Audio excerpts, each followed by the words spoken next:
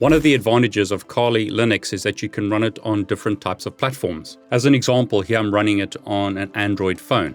Rootless installation of Kali. Didn't have to root the phone, simply runs directly on Android. I could run it on a Raspberry Pi as an example. Here I'm running it on a Windows 11 computer using WSL. Here I'm running it on a Windows 11 computer using VMware Workstation Player. I could use Parallels on a Mac as an example to run Kali. Many options. You could boot off a USB stick.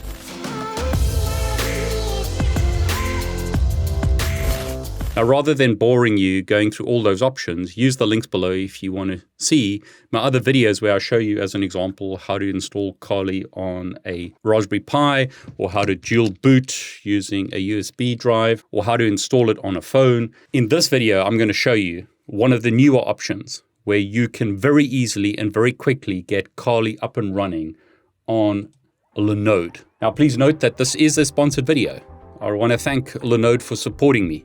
Helps me create more content, helps me buy phones such as this Android phone to demonstrate how to install Kali. You can use the link below to get a $100 60-day credit. So if you want to sign up for a Linode account, use the link below. Linode isn't the only option, but this is a very simple installation. Let's see how long it takes me to get Kali up and running on Linode. Okay, let's get started.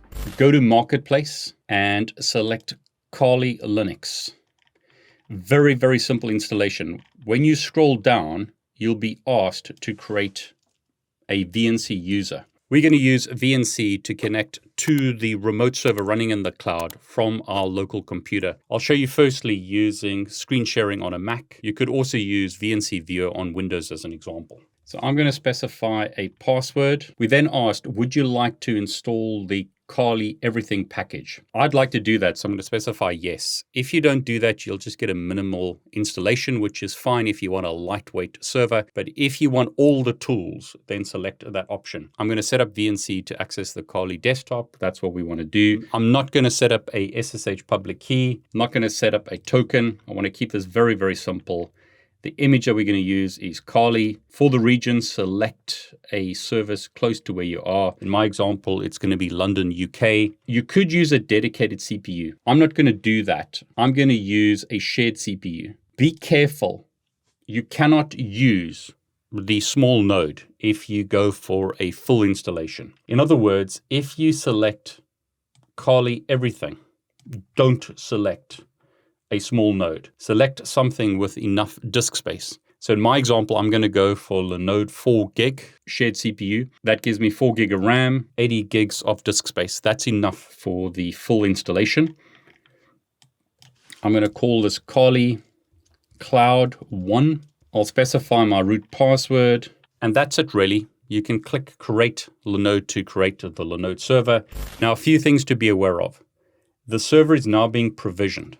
You can connect to the server using SSH as soon as it comes up, but you need to give it time to install all the required packages. So in my example, I'll paste in that SSH command. It's not going to work because it needs to be provisioned. As soon as that's provisioned, I'll be able to access the server, but it won't be ready. You need to give it time. In the documentation, we're told that you need to give it 45 to 60 minutes to get set up. You need to wait for the installation to complete and don't power off or restart the Linode server. Okay, mine's running now. So let's try and connect to the server. I'll put my password in, and notice we're told that this is a minimal installation. If you see that, you need to wait. We're going to see a command that allows us to set up the SSH tunnel to allow us to VNC to the server. You need to wait till you see that. If you want to see the progress, you can launch the console. And what you'll see here is that it's busy downloading the software.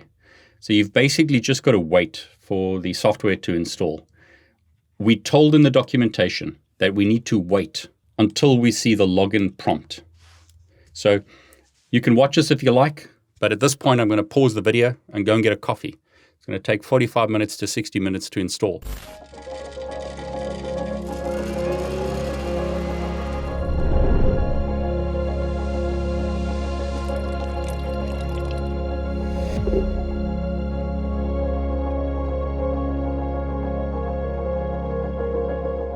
And there you go. We can see a login prompt. So now that that's been done, I'll go back to my Mac console. I'll exit out of the session and SSH back to the server, log back in, and notice we're now told how to connect via VNC using the SSH tunnel. So all we need to do is copy this command. Linode have made it really easy because literally we're just going to copy that command to a terminal. So I'll open up another terminal and I'll paste that in and press enter. I'll put in my password. So back in the documentation, we're told that we can connect to our local host on port 61,000. So use your preferred VNC viewer application. What I'm going to use in this example is a screen sharing app on my Mac. I'm going to connect it to localhost 61,000. I'm asked to put in my password. In this case, I'll remember it because it's just a test system. And there you go. We've got Kali Linux up and running. Now, I don't like the look of that, so I'm going to upgrade this server. So what I'll do is I'll close that connection down. What I'm going to do is look at the Kali Linux FAQs for the GUI. And what I'm going to do is install the latest version of the GUI. So I'll copy that command, and I'll put that command below.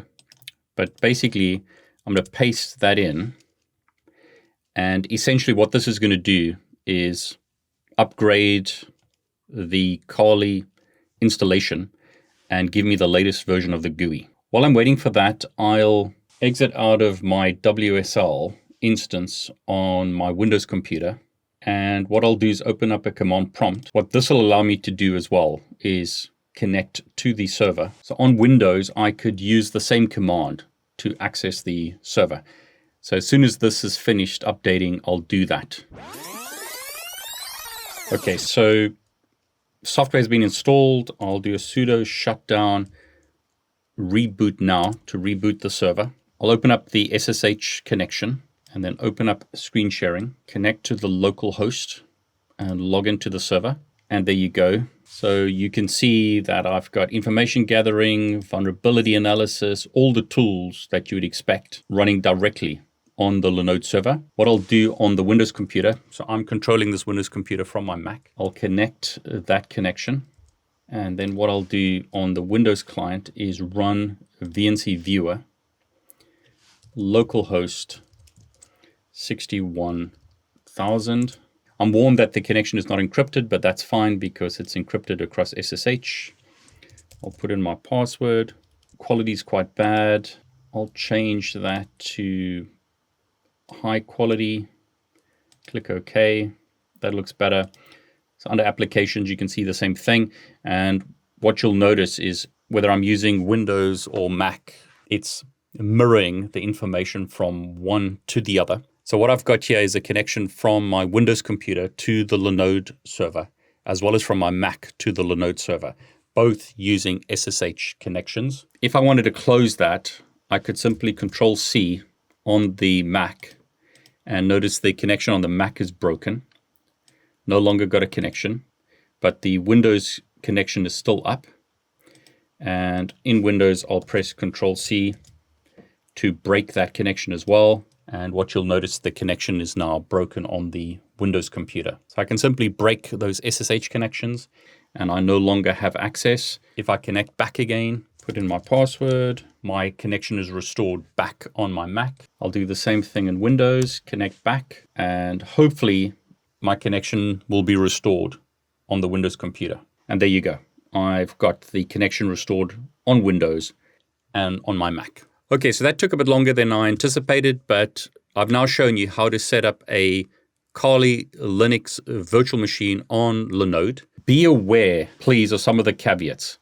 Number one, you're going to get charged for this device, whether it's on or off. If you don't want to be charged the fee for the device, then delete it. You need to set up the SSH tunnels. You will need to wait 45 minutes or 60 minutes for the connection. If you connect via SSH and you don't see this option telling you how to set up the SSH tunnel, then you need to wait. You could also go through the console directly on the web interface and wait for the login prompt That's the way that Linode recommend that you do it. Now, as mentioned, you can install Kali on a phone. You can use WSL. You could use a virtual machine. You can use a Raspberry Pi. There are many options, but you may want to run Kali in the cloud, and this is a nice, easy way to do it. Very, very simple, really, to get this up and going. Hope you enjoyed this video. If you did, please like it. Please consider subscribing to my YouTube channel and clicking on the bell to get notifications. I'm David Bombal, and I want to wish you all the very best.